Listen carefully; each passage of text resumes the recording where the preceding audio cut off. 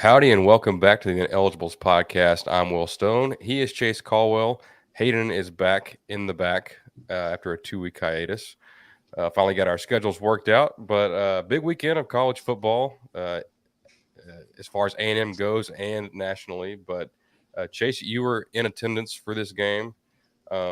Just off the top, like some of your key takeaways, key thoughts from the 27-10 win over Auburn. Key thoughts is our concession stands at Kyle Field suck now. I'm really disappointed because they replaced Freebirds with a Pigskins, which is like instead of That sounds made up. being well no it's nachos but with pork rinds instead of chips. That's what replaced Freebirds nachos, which were incredible And nachos. Freebirds is an Aggie company, if I'm not mistaken, right? Well, they're Aggie in my heart. So, I mean, they might as well be, even if they're not. But I'll tell you this, just very quickly, I had the worst concession stand experience of my life because it was about 5 minutes before half, right? It was sweltering hot this week. And I was like, you know what? I'm going to go get me some lunch, go in the Letterman's Lounge and watch a little bit of this game in there, cool off a little bit, whatever. Yeah. 5 minutes before half, I go to the concession stand right by my seats, right in between me and the Letterman's Lounge. I'm standing there. I waited in line for about 10 minutes, got all the way to the very front, and the lady goes, "We're closing this register." And I'm like, okay, well, you want to take my order first? So she made me go to the back of the line after I had just waited in line all this time. Go to the back of the line, wait in line again. By this point, I get to the very front. It's halftime. Get to the very front. I order my Slovakian sausage wrap that I was wanting. We're out of them. The guy in front of me got 2 of them, so I know that I was the last one. The guy goes, "We'll have some more ready in about 15 minutes." And I said, "You've got to be kidding me!" At this point, I've been in line for about 25 minutes, real time, and it's now halftime, and it's right after the band got done playing. So naturally, everybody has crowded now to the concession stands. So Right. I walk clear to the other side of the stadium because I was just looking for like the next one over that might have a Slovakian wrap. Nope, it's on the complete opposite side of the stadium before I find one. Stand there, wait in line, get all the way to the front, order them, and she said, "Oh, we just ran out. We have Aggie dogs though." I stood in line, or collectively speaking, from standing in line and walking across the stadium almost an hour just to get a Slovakian sausage wrap and still didn't get one. So that's why I say my piece about that. Sorry, I know that nobody cared about that, but it has just been on my You're good. mind. We need I've- Freebirds back. I'd like We to do. provide a fact check about Freebirds and the Aggie Company. They were first opened in Santa Barbara in California and then Oh, relocated their headquarters to Austin, so they could not be any less Aggie, I believe. Man, double negative. Well, I mean, there's Aggies in California, like Yeah. John Kyle, Yeah, I know one. Mm-hmm. I've got a really quick, similar story to that. It'll take 30 seconds. But I only say it because it's SEC related. So the second time that we ever went to Ole Miss when A&M played there in 2013, there's a thing they have over there. It's sold in gas stations, maybe just this one gas station, but everyone kept telling us to go get it. It's called chicken on a stick. And we stand in line at this gas station for, probably 30, 45 minutes. Hangover starting to onset a bit. And we get up and there's one guy in front of us, one Ole Miss frat guy. And like they had brought a brand new fresh batch of chicken on sticks out.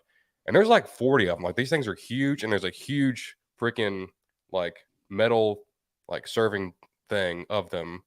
And they set it down and the frat guy goes, "Yeah, I'll take every single one of those." And he bought all 40 of them. And I was like, I'm not waiting another 30 minutes for a chicken on a stick.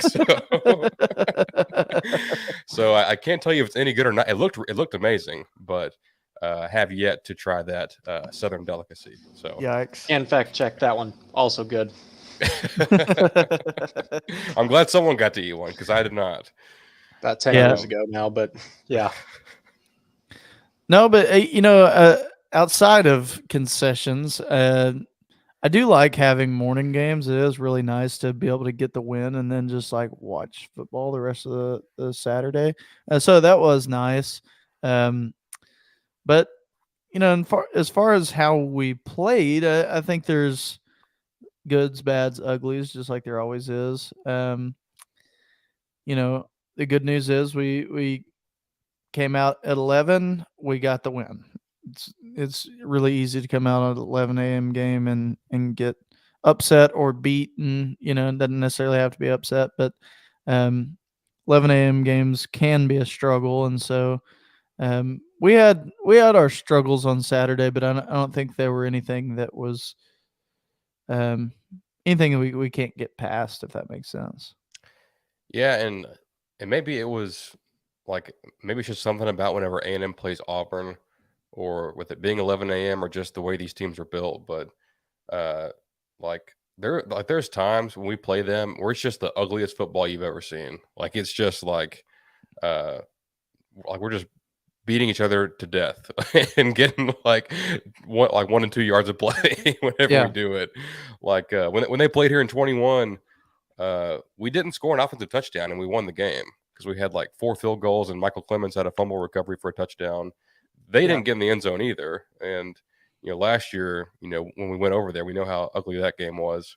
Not anything that you want to watch again. So the first half was a little bit like that, but, second half got some more points on the board and it made us feel a little bit better. We don't have a really much of an update about Connor Wigman. He went down with an ankle late first half. Jimbo came out and said he's day to day. Said it was not a high ankle sprain, which is fantastic news because from what I've heard and read, like that would take pretty much to the end of the season to come back from. So if it's of the lower ankle sprain variety, maybe he's week to week. Maybe he's back by Tennessee. Maybe he's back by Bama. Maybe he's not back to Ole Miss. But at least as it stands today, it shouldn't be season ending. But I thought Max came in and played pretty well. I think he did too. I think that's that's definitely the thing that we should be walking away from. Admittedly, I'll say this, and I don't mean this in a bad way, but I've been kind of worried about Max Johnson up until this week, simply because it just seems like whenever he's come on the field here lately that we've just been really sloppy, and I've had a suspicion that part of that might have just been that we had the second team O line out there, right? But I still was kind of just like, okay, this just doesn't seem cohesive, with our backup. So for him to just step on in, and it didn't really seem like we missed a step. We got a couple good throws in right at the very beginning to get his rhythm up and get his tempo going, and he just really led this offense well, and I thought he did a great job, and gave us the spark that we needed in that game, and I think that's where um, I always think it's like really weird. Like I don't know how a coach um, has a 2 quarterback system and navigates it well, without it being, oh, this guy's going to start now. Oh, now this guy's going to start now. I mean, it just never seems. I don't know if I've ever watched a team that really does navigate it well. But I just think about like different instances where the next quarterback comes in to the game and creates a whole new wrinkle to the defense that now it just gets you going, and really what I would say to that is that you could tell that Auburn really game planned for Connor Wigman, and whenever Wigman's out of the game, all of a sudden now Max Johnson is putting up good numbers against him, and they had a hard time stopping him, and I just don't think that they I think they really sold out to the idea of, planning for 15, right? And so, Yeah. um, so that has an element of benefit to us, and um, ultimately, my takeaway from a week ago, a lot of what I was saying was that our skill players seemed like they could, kind of rotate in between, like there wasn't as much drop off, and we just have a lot of depth there. Um, my takeaway after this week is, well, we have that continued depth at quarterback, and we can, we've got an offensive system that just works, plug and play guys where we need to, and that's very beneficial. I do want Connor Wigman back. I hope that he's all right, and I expect that whenever he comes back, he'd be continuing to start the game. Um, but yeah, I mean, knowing that we have Max as the backup, I mean, he looked as good as ever, and I think, even if we don't see Wigman this week, I think Connor Wigman, I mean, Max Johnson's a good enough quarterback to come out there and get us a win. Yeah, I think I do too. And I think it would be a shock to see Connor back out there. Like I'm fully expecting it to be Max this weekend. But like, and we talked about this over the summer, but it was so important to hang on to him and keep a guy with his, like, not just his ability, but his experience. Like he started, you know, double digit games at LSU. He started a couple games here last year before he got hurt, and has played pretty well. And now we have an offense, with Petrino that is really, uh, it's very suited to his style of play, Mhm. and he can have a lot of success with that. Thought the offensive line played better in the second half and kind of gave him time to, you know, to get through his reads and find the right guy. And like his, like his ability, like it's all there. Like he's got the arm, he's got the size. I mean, he's 6'6", like 230. He's pretty mobile. He took off and ran for a first down a couple times. And then that D ball to Evan was just, it doesn't get any better than that. So No, that was um, great. so with that, I think I think just on the offense in general, first half was frustrating, and I think Connor is a top 5 or 10 quarterback in the country. I think he's phenomenal.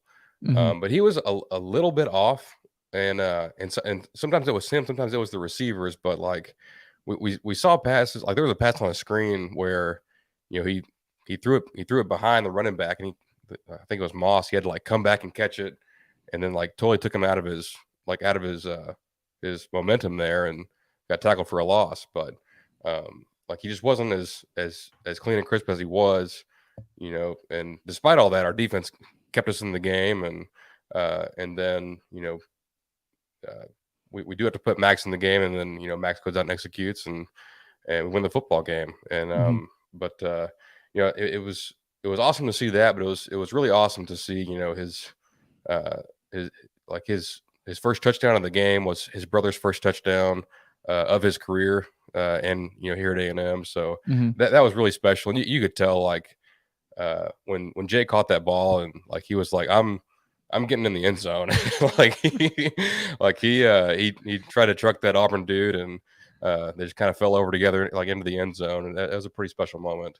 Yeah, it's funny that you mentioned that because I rewatched the game yesterday, and rewatching it right before that touchdown, they did this whole thing about Max Johnson's family and how his dad was a football player and his uncle is Mark Richt, but his mom is perhaps the, best athlete in their family because she played volleyball and all this. They're just going on and on about it. And he throws a touchdown to Jake. They never said a word about Jake being his brother. Like, never said a word about it. And then it was like a little bit after that they finally like brought it up, and I'm like, here they did this whole spiel about his family and never said, and his little brother is on the team with him, and then Yeah, it wasn't until he threw the touchdown to Jake that they even mentioned Jake. And I'm like, like, if you're gonna do a whole, you know, thing about his family. At least it mentioned his brother that's on the team. So, Yeah. yeah, I going back to what you said, that the offense was frustrating in the first half. I think we just came out flat. I think we came out tired, and I saw a lot of 11 a.m. game in the first half from our offense specifically. I think our defense played great. It was a good defensive battle, and I mean, this was a Hugh Freeze team, so it's that this was a. I mean, the defense made a statement, in my opinion, that hey, if Oh, we for need to sure. rely on them, that they're there. But the offense, I'd say, um, we just looked really, really sloppy when we were coming out, and I'd say it's across the board. Sure, there was some of that on Connor, but there was a lot of that. I mean, there's holding calls and you know delay a game. The second play from scrimmage, we had a late substitution where Evan was supposed to run off the field, and then he lines up like way far wide, and then like 7 seconds before the ball needs to be snapped, he runs off the field. Well, now we got to give defense time to snap the ball, and we waste a timeout. Yeah. Second play from scrimmage. So like you shouldn't be doing that quickly out of the gate. And Yeah. so I mean that just came from I think there was a lackadaisicalness to our offense as a whole.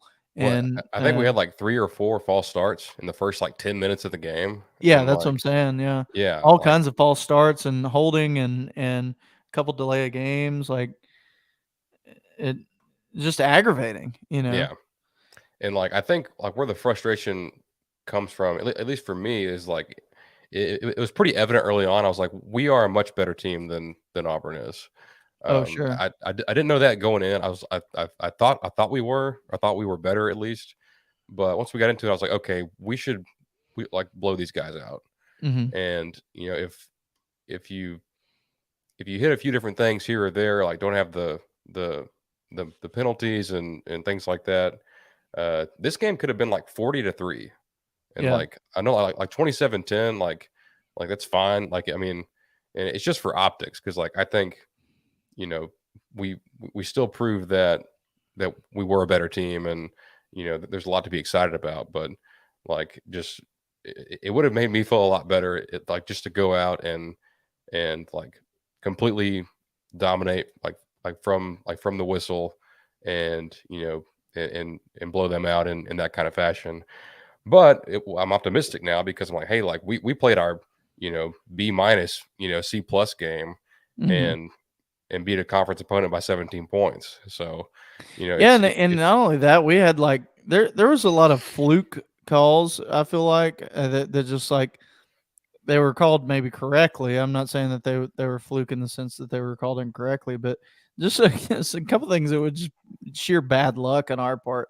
But yeah, like that touchdown getting called back that that they said was a forward pass, which again you review it, it was a forward pass, but had their player not have gotten hurt, we probably wouldn't have even noticed that they probably wouldn't have even reviewed that. You know what I yeah. mean? And so it's but like I'm not saying that you know anything. I hope their players okay and all of that.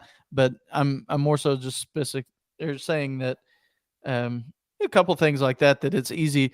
The box score doesn't reflect how good we were doing because there was also a lot of calls, holding calls or whatever random penalty it There was was that one where that we were was like I think we had a holding, and then Evan had a big play for like a huge first down, yeah, and they called OPI on Max Wright, where the Auburn DB that's what it was. pushed him Yeah, into the other DB. Like yeah, that's not yeah. OPI. Like you Right, can't do anything right. about that. And there was just a couple fluke things like that like even I mean, I'm not one to argue about, whether the ref was right or not or, if it was a bad call. I mean, I'm with you. I think that one was kind of a bad call. But, I'm not gonna cry over spilled milk. Like a bad call is a bad call.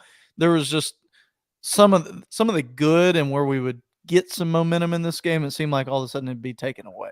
Yeah, Think about what it would have been like had we not, the scoop and score that Edrin had, like, had that not been called back, how much momentum would that have given us, going Oh, and, yeah. and woke us up and got us more excited. And so it just seemed like he kept getting the wind taken out of us, you know. Yeah. And sometimes that happens in college football, that's just part of it. So I'm not making excuses. There was some things that definitely could be improved on after this game, but ultimately, like, I'm looking at it saying, what have we been wanting over the past 3 weeks? Well, we've been wanting our defense to step up and play a game, and they finally did that. And then now, whenever they do that, our offense struggled in the beginning, and so now, we can't just then say, oh well, okay, defense was finally okay, but the offense now, Yeah. otherwise we're just looking for the next thing to complain about. Well, and you're exactly right. Like, it's college football. Yeah, Like your team is not going to play as good as they possibly can every single week. Like, there's going to be times where it does need to be complimentary. Where, like, hey, like, offense is having a rough day at the office. Defense, we need you guys like now more than ever. right. And our defense answered the call, and then our offense got together and ended up taking care of business. I mean, like, this past weekend there was a handful of games like Michigan was up by just like 7-0 over Rutgers, like Yeah. at like almost halftime, and like like they messed around with them. They probably should have beaten them by a lot more than what they did. Well, yeah. I mean, It's every week. Bama last week didn't score a touchdown until the fourth quarter against the University of South Florida. Like, Yeah, it's not, and you know, Auburn. We were definitely the better team. We were better than Auburn. There's no doubt about that in my mind. But they're not a bad team either. Like, there no, there was. I think they're going to win some games this year, And I think that's one of the problems that we have just with Auburn in general is, both us and Auburn are constantly doing this, and we just happen to meet each other as we're crossing, So, like, where they might have had a bad year the year before, but they're coming back up, they're on the rise, and we had a good year the year before, and we're all of a sudden about to have a bad year. That's whenever they beat us, and it's like we step on each other, yeah. trying to get to the next step, and And last so year, both teams were bad, yeah, but and like them beating us cost us going to a bowl yeah, because like I think like we were both like 4 and whatever going into that game, and they beat us, and then lost to Alabama. We lost to them, and then we beat LSU, and then it's just it's just the way it goes. this made me think of something else that was said by the commentators. I'm gonna I'm gonna It be was ugly. RG3 in case I'm gonna be ugly. in I'm case gonna be anybody ugly for a missed it. minute, but those commentators, man, were RG3. I'm sure he'll probably become a good commentator one day, but he's got a lot of work to do. Those they said something about they were like Texas A&M last year went 5-7, and they were like trying to dog on Jimbo about how it was off the rails. They even had like a little thing The where it train was like a graphic. train, yeah, Yeah. and that it had gone off the rails, and they were like, then last year he went 5-7, and and then one of them said they didn't even make a bowl game either last year. It's like, well, you just said that when you said we went 5-7. Like, if you know college football, then you know that if you don't get 6 wins, you ain't going to a bowl game. Yeah.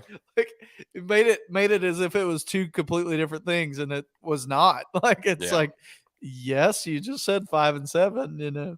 Yeah. No, I generally like RG3. I just don't like him when he calls our games and like puts that corny kind of spin on things, and like Oh, he's uh, way corny. There's no like doubt about that. he's making puns with people's last names, and I'm like, okay, this is you're doing a little bit too much. Yeah, But yeah, um but like before we get to the defense, the last thing I'll say about the offense, the inside running game in the first half was pretty poor. Um, I hated that after the whole fumble fiasco and like all that, and then we force a punt and we get the ball, we run it 3 times in a row, 3 run plays, and we don't convert and have to punt like that. hmm That was probably the most frustrating moment of the whole game. Like it all worked out, in the end. But I'm like, man, like why would we do that? But Yeah. you know, but in the second half, like they hit some outside runs and had some success there. I thought Ruben and especially Le'Veon Moss played extremely well. And then late in the game, you put Amari in there. He gets a 79-yard run. Mhm. Like down to the like inside the 10. So I thought all three backs played well. I'm glad Moss is back healthy. I think like you'll probably see his carries increase a little bit.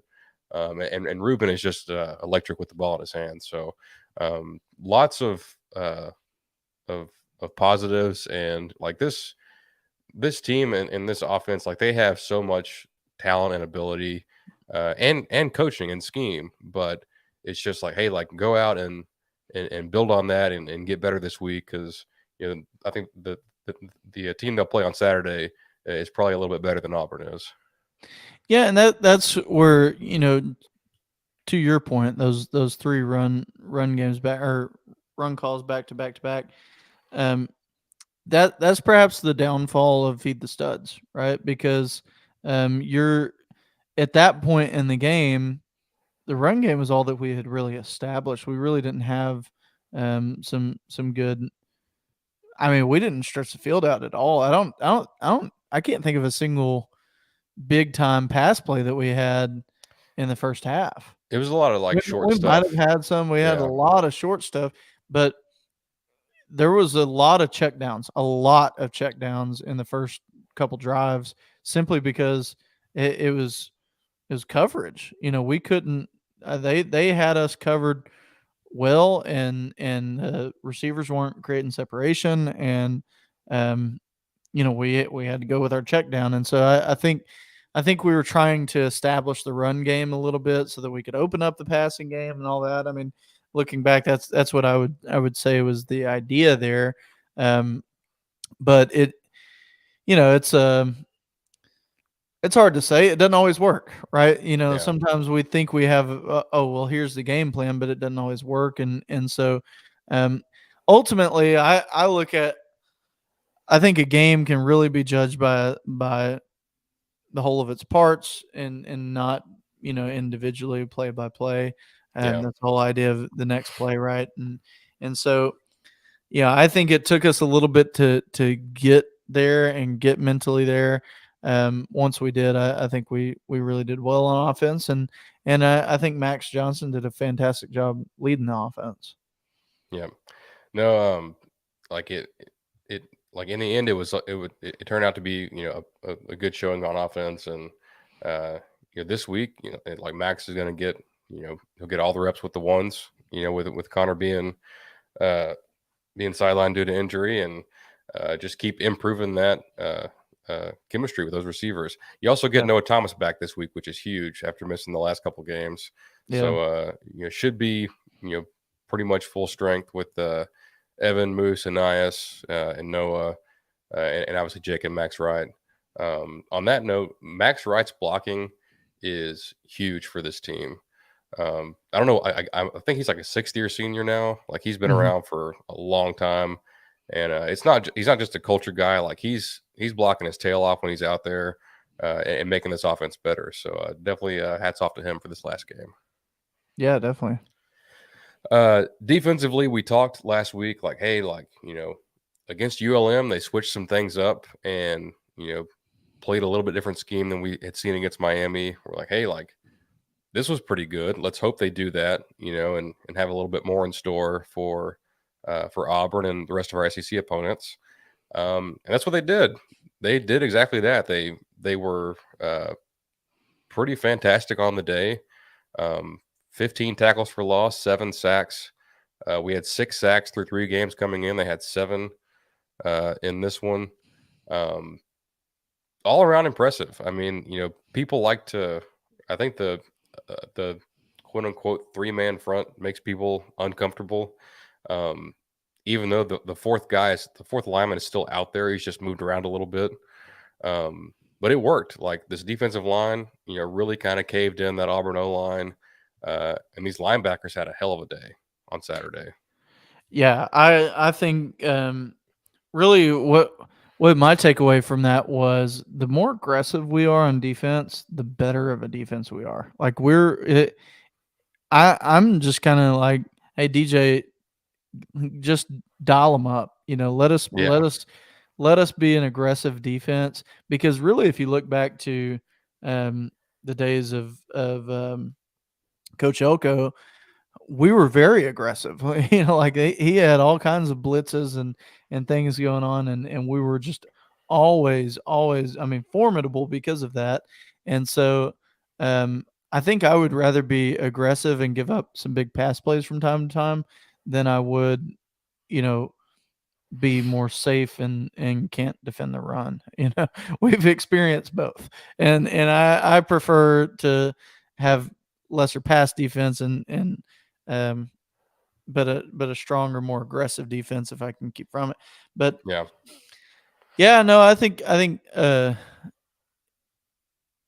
just seemed like there was just always somebody in the backfield, and really, you mentioned the sacks. There was a bunch of tackles for loss. I don't know. I don't remember how many. I don't have it in front of me. Hayden, you might check this, but how many yards they had in the second half? Auburn, because I mean we held them pretty tight in the second half. There's a stat that I like a lot. It's better than, instead of like yards like per game, it's yards per play. Um, and our offense had 8.1 yards per play, which is like really good. Uh, Hmm. and they had 2.8, which is like, that's a great showing from your defense on gameonpaper.com. Shout out to Robert Binion. He has a terrific website if you want to go check it out. Um, Auburn was in the first percentile in terms of yards per play, which means they were worse than 99% of other college football teams on Saturday. So that's bad for them. It's very good for this Aggie defense. Yeah, no, absolutely. Um, our defense played fantastic this week. I was very, very happy with that. It's the defense that we've been wanting to see all year, and that's where I'm kind of like, this was very much the worst showing that we've seen so far on offense. Yeah. But it really wasn't that bad. I mean, we still won a conference game, but Yeah. but if And we could put it all together, that's the thing for yeah. me that it's exciting. Yeah. And that's what, like, and we'll talk about some of the other games in the conference here in a bit, here in a bit, but uh, it's truly as wide open as it has ever been in the West. And this team is talented. They're big. They're fast. They're physical, and for the most part, pretty well coached. Mhm. And if they can just, they're 4 games in. Uh, we've we've had an injury at quarterback. We had another guy step up. He's a pretty solid player, and just keep getting better each week. And as we get better, the opponents seem to get better. Mhm. We'll touch on Arkansas here in a bit, but defensively, I mean, it just like they they played the way, like they played up to their ability, and honestly, they weren't perfect. Like there was a couple times where like they could have truly like just like crushed Auburn from start to finish.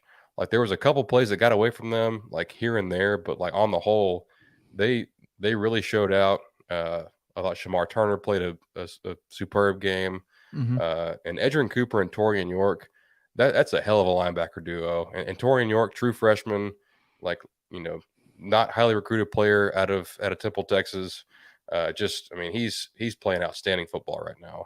Yeah, he is. He is, and I'm glad he's on our team because overall, I just our defense is seemingly molded as the years gone on. I've seen a progressive improvement at defense each week, and I just think I think if we can keep that trajectory going, that'll be really, really good for us to where, um, yeah, I mean, offensively, we're already turning heads. We're already turning heads at how big of an improvement we've had on offense. If our defense can be as solid as it's been in the past, and we really just continue to get better each week, um, the opponents get harder each week, but we could probably keep track with getting better, as they get harder. And I think I don't know. I'm less worried about the next 3 weeks than I was before the season. Yeah. I think, yeah, that's why I say that is because before the season, I kept saying, "Well, ask me right before the Arkansas game, how." And then I can give you a real pulse on how I feel about the team. I'm a lot more confident today about how the next 3 weeks are going to go than I was before the season. Yeah. Yeah. Like I think for me, like there's definitely some of the shine off of Tennessee. Like Hmm. we didn't truly know what to expect from them with a new quarterback. Uh, uh, I guess it was last week or the week before this past week. Florida really gave them the business and put it on them pretty good. So, but it's still, it's over there, and in Bama, man, like if if Connor was going to play against Bama, I would say, yeah, we're definitely going to win that game. Yeah. Now, I'm closer to 50-50, but I think that you know I would still favor us a smidge, but Hmm. it's going to be a tough one. Like they're still very talented. They've built things around Jalen Morrow now, and like with their offense and things like that, and trying to get him on the move, and they went and beat Ole Miss pretty good, but um, it's right there in front of the like this team has everything in front of it, everything to play for. Like they just have to go out and do it, and Yeah. um, this week is a great test. We talked about the other week, like, hey, like Auburn is decent. Arkansas is a little bit better than them, and Bama's a little bit better than Arkansas, and could be a lot of bit better than Arkansas. But um, the one place where I thought that Auburn was actually pretty good, it's gonna sound crazy because we caused so much hell in the backfield, but their offensive line is pretty solid. Hmm. Like they did their job pretty well, but like we would just force the quarterback to get on the move, and then we had a free guy that was tracking him at like every time, and like that's Hmm. how you get 7 sacks. And like they tried to go side to side, and like our safeties and corners were coming down fast and making plays for losses. Um, but their O line played well. Arkansas's O line is not good. I'll tell you that right now. This defensive line for A&M should feast on Saturday. They might not. Like maybe Arkansas, goes, max protect and things like that. That's not really what they do, but they could do that and maybe slow us down. But Walter Nolan, McKinley Jackson, Shamar Turner, Fadil Diggs. We haven't mentioned him yet. He played outstanding. Those guys should absolutely go off on Saturday and get KJ Jefferson on the run. But and I know you watched this game the other night against LSU. Hmm. Arkansas's receivers are all 6'4" plus. Like they're huge and they all catch the ball really really well. So it's going to be a challenge, no doubt about it. Oh, it was a dogfight for LSU. Like, I mean, Yeah, that might have been, I don't know, Ohio State Notre Dame was also good, but that Arkansas LSU was close to one of the best games I've watched all season. It definitely top three for me in terms of good games that I've seen. it And was a great one. so that was a very, very good game. And it shouldn't have been, for LSU. If you're LSU, you're looking at it saying, "Oh, we're much better than Arkansas." I think Arkansas is a good team. I would like for us to go out this week and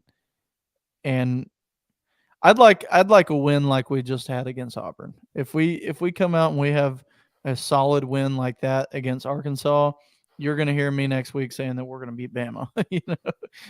If we win like LSU wins or won against them, then I'm going to be a little bit more sketchy.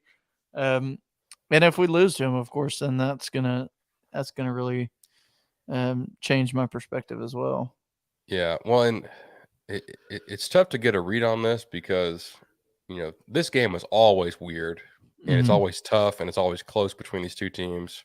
Right. You know, like most of the time it is.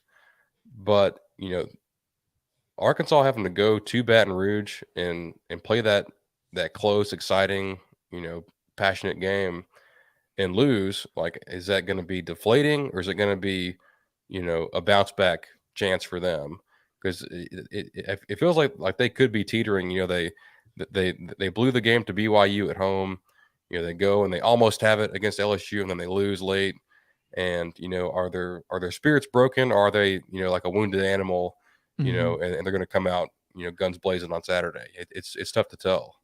Yeah, and that's I mean, after us, they've got Ole Miss and then Alabama.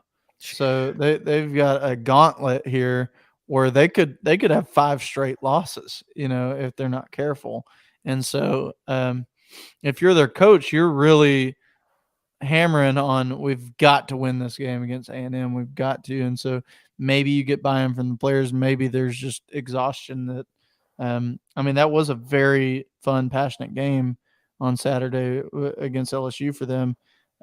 So I don't know how banged up they were. I don't recall there being a bunch of injuries. I'll tell you this: Auburn. I would hate if I was an Auburn fan. I would be. I'd be so sad at how the season is going to turn out because they have so many injuries coming out of Saturday. I mean, they had so many injuries on Saturday, and then they've got Georgia this week, or yeah, Georgia this Yeah, week, Georgia. then LSU, then Ole Miss, then Mississippi State. Um, so yeah, I feel sorry for Auburn, kind of. Their running back that got hurt, Damari Alston. He got hurt on the fumble play. He's a really good player. Like, I thought he Yeah, was really impressive, and if yeah. Did he break his arm? I I think so, I'm not certain, but Yeah, I think that's what happened, and it really sucks for him, and sucks for Auburn because I think he's a pretty good player. Um, but you know, um, it's I feel like Arkansas is kind of similar to Miami. Like, I think they want to throw it, especially like their best running back, Rocket Sanders. Like, he's been out for like 2 or 3 weeks. hmm Um, I haven't seen if he's going to play this Saturday or not. But if he doesn't, they have some other guys that are capable. But um, they definitely want to throw it and run it with KJ.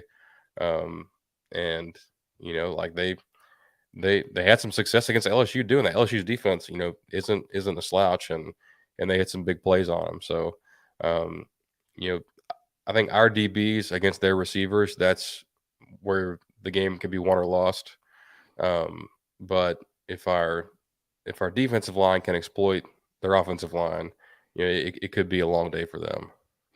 yeah. And I hope so. I hope you're right. I hope, uh, um, that the drop off from Auburn to Arkansas that gives us that edge there. Because I mean, imagine if Auburn had a worse O line than what they had. I mean, Oh yeah, we they already created all kinds of chaos for them. So, yeah. and Bama doesn't look to have a very good O line. So I mean, we might have a similar situation in Honestly, the and following week. I've heard from people that I trust that Ole Miss has like an abysmal O line. Like, they are awful on the offensive line. So honestly, the only team left on the schedule with what I would call a good offensive line is LSU, Hmm. and they've kind of got a good everything going on right now, except for maybe secondary. Yeah. So like, I don't know. It's early, but if I had to call my shot, uh, I think the game in Baton Rouge at the end of the year is going to be have some big implications as far as the SEC West goes, and maybe even more than that. Maybe even some playoff implications. Who knows? Yeah, yeah, no, I agree with you there for sure, especially on for the SEC West because I mean, look at look at look at how every team just seems to be so I mean, everybody is so evenly matched. It seems like this year, which is great. I love that. Like you look at who's who's the worst in the conference and who's the best in the conference. Let's just talk about the West. Let's not include the East for a minute. You know, you got us and Auburn, who it was like a slugfest for a while. You had LSU and Arkansas. It was definitely a slugfest for the whole game. Ole Miss and Bama, went back and forth for a bit. before Bama finally kind of ran away with it. But even then, they didn't run away with it by Bama standards. You know, they only won by what, 2 touchdowns.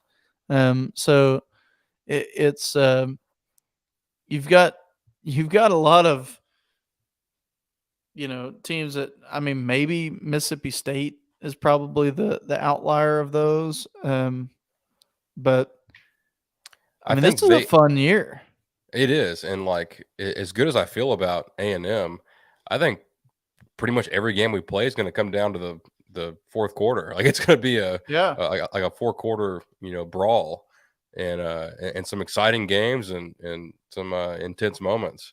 You know, like I'm glad we get a team like, you know, like South Carolina. You know, you play them at home. They got a pretty good quarterback and some receivers.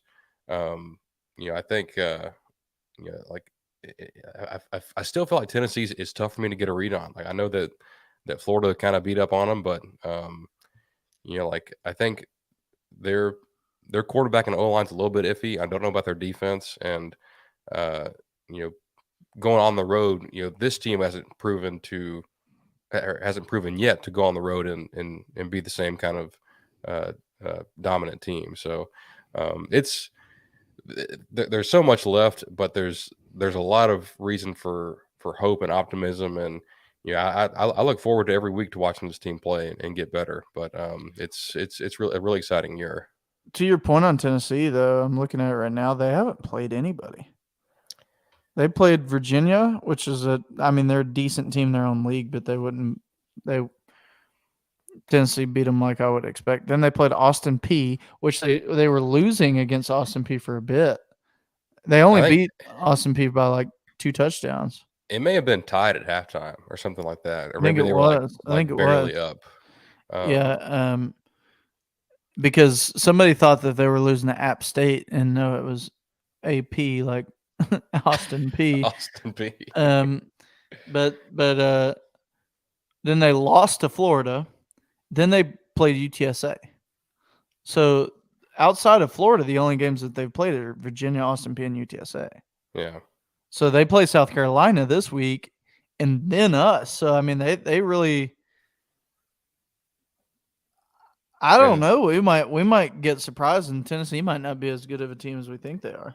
They might not be, and that South Carolina game is very intriguing. Oh yeah, I've already kind of circled it for this week.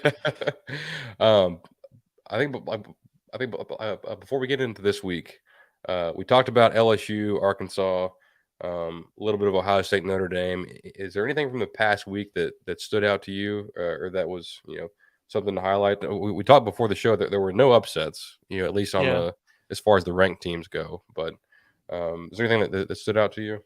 I think that's the biggest thing, is that there wasn't any upsets. I was really kind of disappointed by that because I love some upsets. I was hoping Arkansas would upset LSU. I was hoping that I was really hoping Ole Miss would upset Bama, but that didn't happen. Yeah. But we can do that next week. That's right. Hopefully. Definitely, I was very much hoping that Clemson would upset Florida State, but that did not happen. And then I found out everybody else was going for Clemson. I was like, wait, what? Y'all wanted the unranked team to lose to the 5th ranked team? What's going on here? This is not chaos. I want chaos. I think we just, at least for me, I'm kind of just sick of Clemson. Just so sick of Clemson. And yeah, I just want to see them put in their place and go like 7-5. Yeah. Well, I think that's going to happen. They're well on their way. Hey, good. Hey, so during our game, I had Oklahoma, Cincinnati on a laptop, and I had Clemson and Florida State on an iPad. Clemson should have won that game. Florida State didn't look that great. They had a sack fumble that they returned for a touchdown to tie it. Clemson, I guess, doesn't know how to recruit a kicker or develop a kicker at all. They had a chance late in that game with like a few minutes left to take the lead, and they just missed it. I mean, it's like Dabo, his teams have missed kicks for the past like 5 years, and they can't get it figured out, and that probably cost them the game. It goes to overtime. Florida State pulls it out, but you know, we've said it before, and we'll say it again. There's not a team out there that is just a dominant force. Like everyone has holes. and flaws, and it's just it's going to be really interesting to watch. And in the Pac-12, like all those teams that have to play each other. Like Oregon Yeah. has to play Washington, like here in a few weeks. Both those teams look incredible. USC has looked pretty good. They kind of got a scare put into them by Arizona State, but they look good. Don't sleep on Duke, man. Like Elko has got that team playing some ball. Yeah. I kind of put them on upset alert, and they handled UConn. So, and like even the metrics that I've seen come out this week, like Duke is not a fluky team. Like they're playing really good football. So Yeah. it's an exciting year. It is. It is. And I this week would have been better had we had at least one or two big upsets. Ohio State, Notre Dame just proved to me that both of those teams are really good. And but like you said, I don't see any elite teams to the point that they're just so far ahead of each other. I mean, you just think about the way it's been in years past, where you had Ohio State, Bama, and Clemson, and they were just untouchable. And then Yeah. you'd rotate out Georgia and OU and Penn State, and a couple other teams that would try to penetrate, but they couldn't. And um, those that's not the case this year, and I'm glad for that for sure. Coming up this week, though, I mean, it looks like we've got a couple of good games on the horizon. Yeah, we do.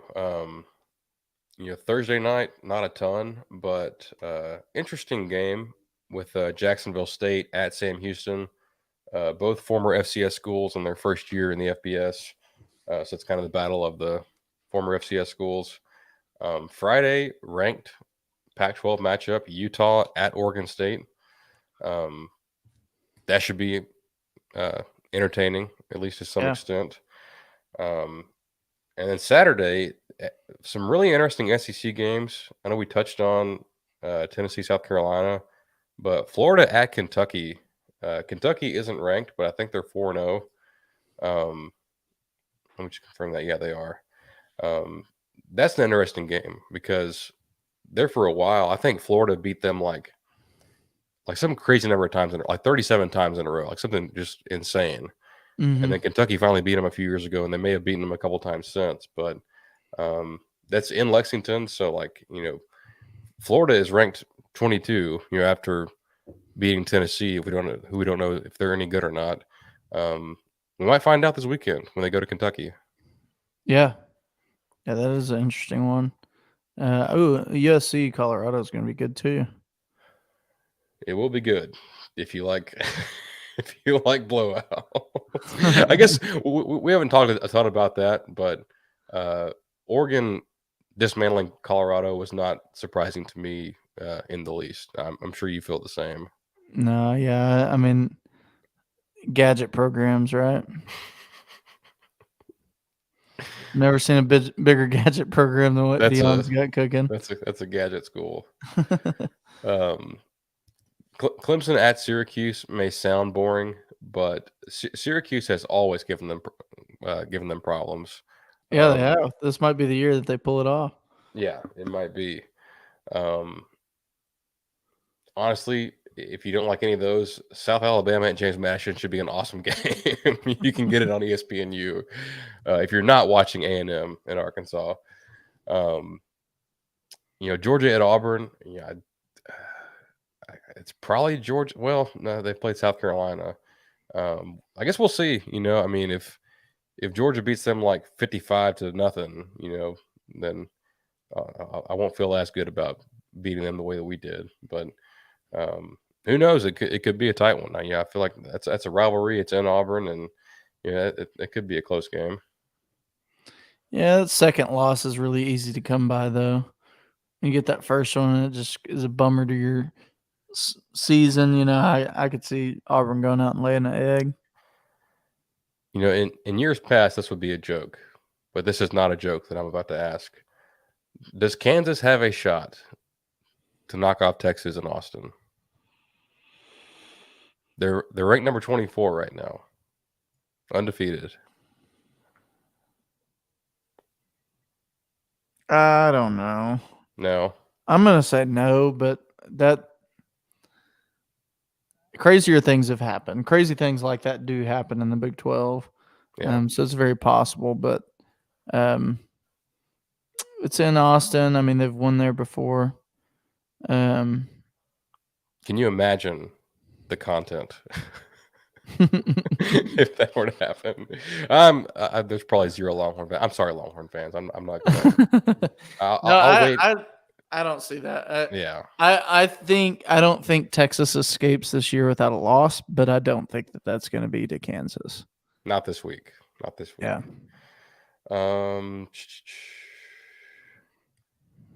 Man, lots of just kind of oddball Big 12 matchups. Houston at Tech. Tech lost to West Virginia this weekend. Their quarterback's out. They're not doing great up there. Baylor's at They hit those W states. two W's and two L's. They should not schedule Western Kentucky. It's not going to go well. Baylor Oklahoma at Wesleyan. Baylor at UCF. UCF is probably going to smoke them. I think Baylor may be toast. Yeah, they're looking like it. I'm kind of shocked by that, really. But Missouri's at Vanderbilt. I think Mizzou is decent. I think they're a decent team. I don't know why they're ranked number 23, but I think they're pretty decent. They're pretty decent. I really hadn't watched their games, but I've seen a lot about them on Twitter. So like they've been making some noise. I hadn't watched a full game of theirs yet. Yeah, I almost never do now that I think about it. I like that's just a team that I'd never watch. There's times where I forget they're in our conference. And not a knock on them. It's just like no one talks about Mizzou. And yeah, I just forget about it. Yeah, I think they could be like maybe the second best team in the East. Who knows? The game that has my full attention, I'm so glad that it's after hours. It's at 5:00 on ESPN. Is LSU at Ole Miss? Huge game for both teams. Ole Miss suffers their first loss against Bama. This is in Oxford. Can they right the ship? Can they get back on track? And LSU is keeping their playoff hopes alive. They had a ton of hype coming in. Florida State took them to the woodshed. They dominated Mississippi State. They almost lost to Arkansas. This is a huge game for them and a huge game for the West. And just to just for me and you to see hey, are either of these teams any good? Is one going to blow out the other, or is this going to be like a tight and close game? Yeah, no, I think it's a good matchup, and I could see Mississippi or Ole Miss pulling this out. LSU though, I don't know. I said as soon as I said that, I pulled that back. LSU's going to win this game. I don't see LSU losing this game. Because they've got LSU starting to click, which kind of scares me because by the time we play them, they might be really clicking. I know it's early, and I'm sure you can bet on this somewhere, but I need to find the odds for the Biletnikoff winner. Neighbors is a stud. Yeah. He's a monster at receiver. Whenever I'm watching a non A&M game and there's a player just going the hell off, I'm like, man, I really hope the Cowboys draft that guy next year. And I think the Cowboys would have to lose a lot of games to draft Neighbors because, man, he's just having a monster year so far. Yeah, he is. No, he looks good. I went against him this week in fantasy, and that was not fun. So. Yeah, it's a pretty good stack for Cody. He's got the quarterback and the receiver. Yeah, LSU, so works out well for him until they lose. Yeah. Oh man, you know what? This is the game of the week. I forgot all about this. Notre Dame is at Duke. This is huge. This is huge for Duke, for the Fighting Mike Elkos. I'm glad they're ranked 17. They're getting some respect, but man, if you want to vault your way into the national conversation, go out and beat Notre Dame after they almost beat Absolutely. Ohio State. Absolutely. That would be fantastic. And it's very, very possible too, because Duke looks good. Notre Dame looks good too. I will say they do look good. Yeah, But hangover game, it can yeah, happen yeah. It's like if Notre Dame put all of their eggs into the beating Ohio State basket, a month ago they didn't think, oh man, we got Duke right after Ohio State, better watch out for that. Like, I'm sure they're aware now, but it's not what they expected coming in. And very, very interesting game. If there was ever a game for Duke to sell out the crowd, it's this one. So no doubt. I'm sure their students are fired up. Honestly, kind of a light week after. I feel like this past one just kind of spoiled us to all these, ranked matchups and big games and whatnot. But For sure. there's plenty on there uh, to get into Yeah, and to watch. there's a lot of good games out there. I mean, we didn't mention South Carolina, Tennessee. I would love to see South Carolina pull that game out, because that would mean that Tennessee might not be as formidable as we thought, and maybe tickets get cheaper. So, Yeah, um, it's a win-win. Bama and Mississippi State. I don't know. That I'm expecting much of that one. I'll Yeah, probably still watch it though, because I'm a sicko. right. I think Mississippi State might be bad. I think so too. You can't really. I'm giving It, them a pass for the yeah, season. yeah. No, it's just an unfortunate deal. Honestly, low key, like fire game is West Virginia at TCU. Neither one is ranked, but it's probably two of the better teams in the Big 12. West Virginia has kind of gotten their stuff together. Like they played Penn State about as well as they could in week 1, and they've won all their games since. TCU, lost the nail biter to Colorado in week 1. They've won all their games since. So, like, who is going to step up from that kind of second tier of the Big 12? K-State's got a loss. They're hanging around. I guess UCF is in that mix. And then, that next, like in that group is TCU and West Virginia. So that's a big game for standings in the Big 12. No doubt about it. I don't have anything else. I mean, shout out to Texas State. they just keep winning games. Fighting They're Montanas. shout out to Montana. Great uniforms down there in San Marcos. At Southern Miss, they're 3-1. So good year for the Bobcats. Really good year. I like that coach down there. He's doing good stuff. Yeah. I don't have anything else. I mean, I think we've covered everything we need to cover. I don't either. I hope we go in and take care of business on Saturday. That's the main thing. I think it's a winnable game. I think we're probably the better team going into this. It's a game that if we want to take that next step, we've got to win, and we got to get it to where it's not so close. But we'll see. It is weird playing in a different stadium. We didn't play very well on turf in Miami, so let's hope that is not the case this weekend. But Yeah. I'm looking forward to it. It'll be a good game, and hopefully we walk out of Jerry World with another W.